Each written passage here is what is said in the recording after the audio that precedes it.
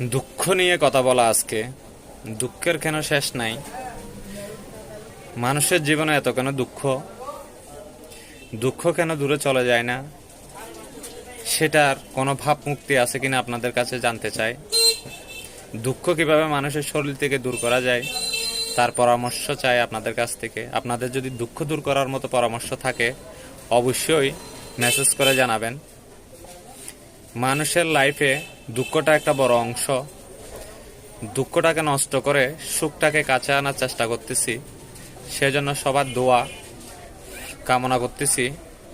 দুঃখকে কিভাবে দূর করা যায় তার জন্য সুপরামর্শ দেওয়ার জন্য SMS এ লিখে যাবেন যে দুঃখকে কিভাবে দূর করা যায়।